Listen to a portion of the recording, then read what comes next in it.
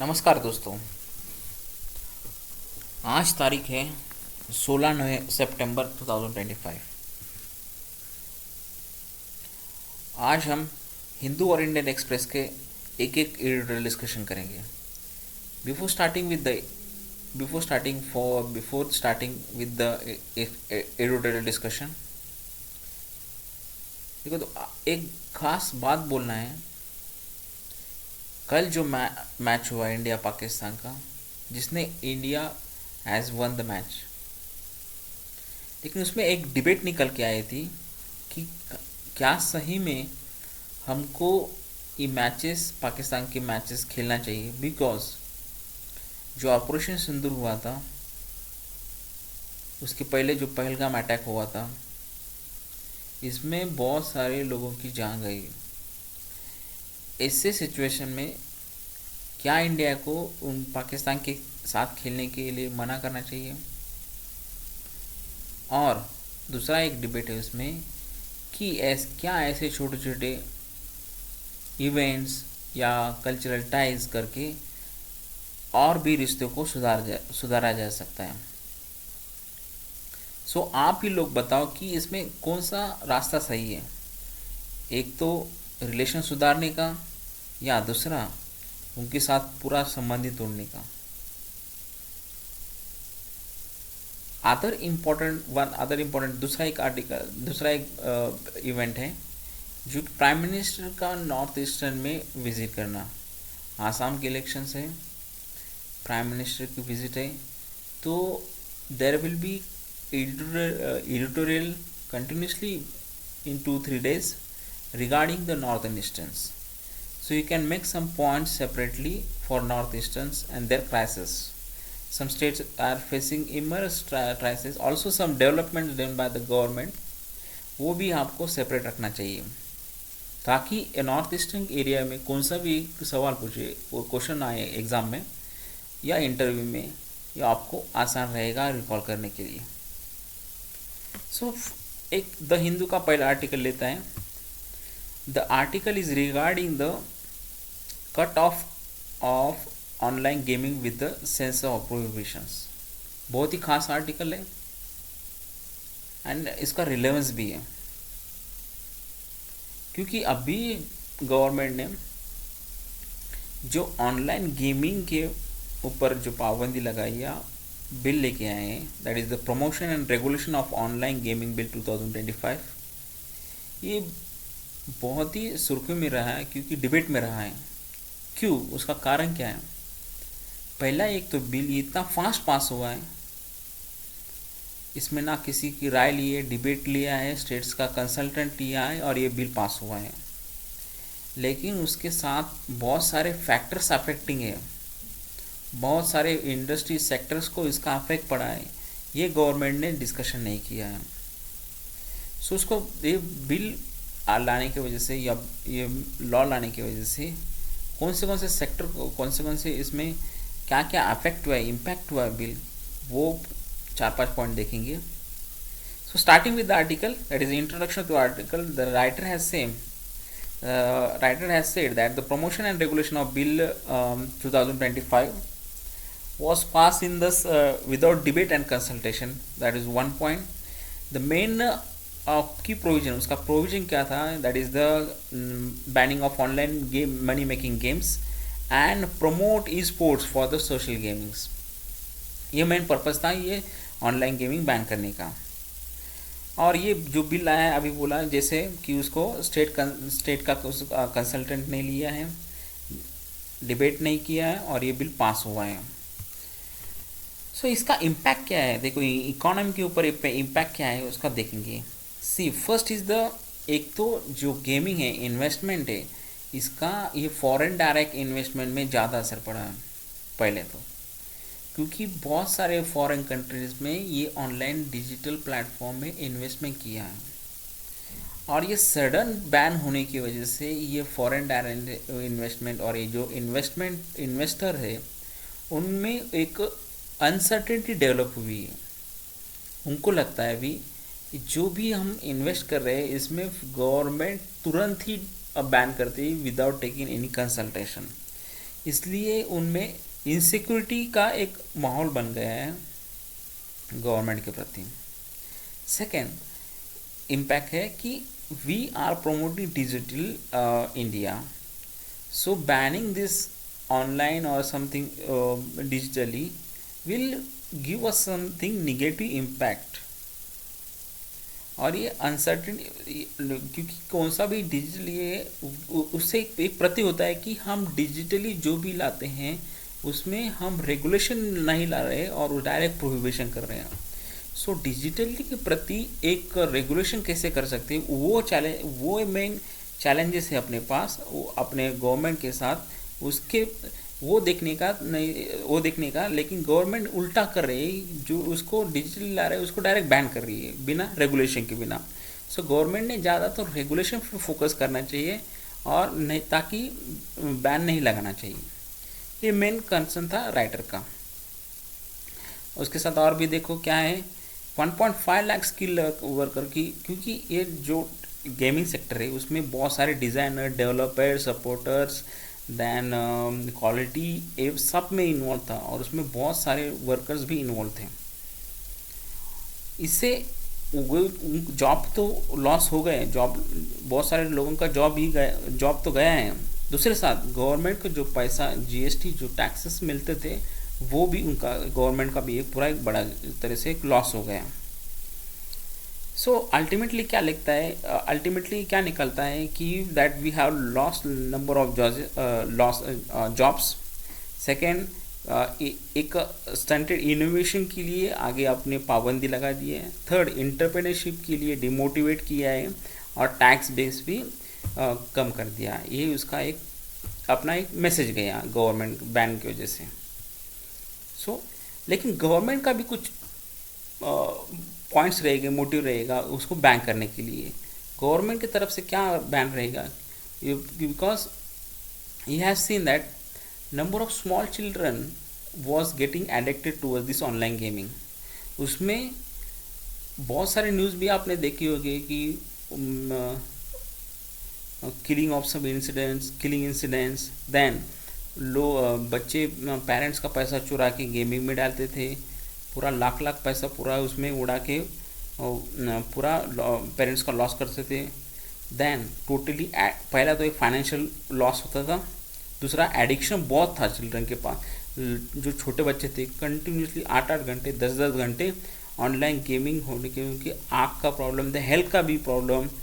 Okay, ये सब चीज़ें होके बहुत सारी चीज़ें, और कई पेरेंट्स भी सेटिस्फाइड नहीं थे ये ऑनलाइन गेमिंग की तरह से। देन सोशल हार्म भी होता रहा था, झगड़े थे स्कूल में, लोग जो बच्चे थे वहाँ पे उनका एक स्टडी के प्रति भी एक कम हो गया था, इंटरेस्ट कम हो गया था। सो पेरेंट्स भी कहीं उनको लगता था कि गवर्नमेंट ने उसकी तरफ कुछ करना चाहिए, ऑनलाइन गेमिंग भी करना, बैन लगाना चाहिए। इसकी वजह से गवर्नमेंट ने ये स्टेप लिया है। देन लोगों को फिर इंस्टेड ऑफ डूइंग दिस, जो भी बाकी वाले जो लोग हैं इन्वेस्टर्स है उनको लगता था एक रेगुलेशन लाना चाहिए, सेफगार्ड लगाना चाहिए, ताकि बैन नहीं लगाना चाहिए। अल्टरनेटिव ढूंढना चाहिए गवर्नमेंट ने। अल्टरनेटिव क्या हो सकता था कि एक फॉर एग्जांपल ऐसे दारू के ठेले पे जाते हैं तो लोग तो कैसे लड़कों को जाना, छोटे लड़कियों को जाना मना है। देन एज लिमिट देखते हैं, होटल में या कहीं बुकिंग करना तो आधार कार्ड मैंडेटरी रहता है। वैसे ऑनलाइन गेमिंग को भी कुछ डॉक्यूमेंट्स रेगुलेटरी रखना चाहिए, उसका एज लिमिट रखना चाहिए। देन केवाईसी करना चाहिए, कौन खेल रहा है कौन नहीं खेल रहा है। देन टाइम बाउंड भी रहना चाहिए। ये सब ऑप्शन गवर्नमेंट ने चेक करना चाहिए था, ताकि बैन एटलीस्ट आगे शिफ्ट करना चाहिए था, डायरेक्ट बैन नहीं होना चाहिए। एटलीस्ट ये सब कुछ ऑप्शन ट्राई करना चाहिए government without total banning the online gaming. So what is the risk and some constitutional legal frames. इसके कॉन्स्टिट्यूशनल और सम कॉन्स्टिट्यूशनल और इसको टच कैसे दे सकते हैं, फेडरल इशू कैसे देख सकते हैं। See because total banning of this article कौन से कवर हो सकते हैं पहले से ही 19(1) of fundamental right total ban होने चाहिए। अगर ये बिल को कोर्ट में चैलेंज किया तो आर्टिकल कौन से सपोर्ट करेंगे वो देखेंगे। पहला एक तो आर्टिकल फंडामेंटल राइट है, that is to practice any professional और business the ban curtail this right.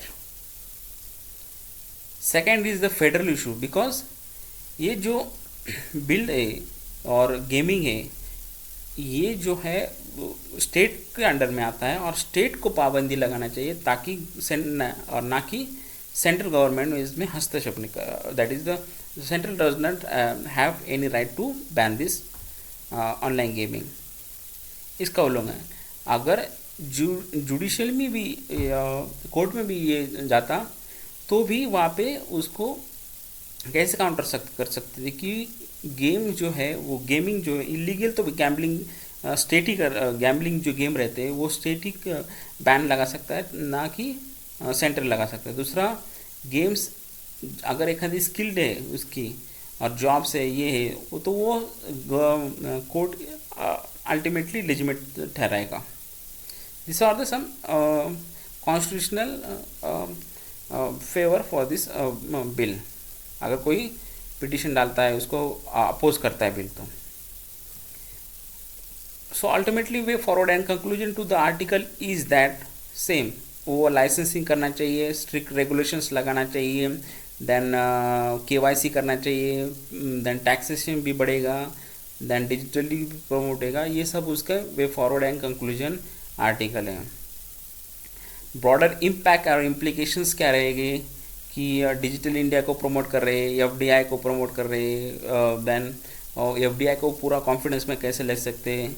And total law की एक नेगेटिव इम्पैक्ट गया था कि overreach of the central in the state list.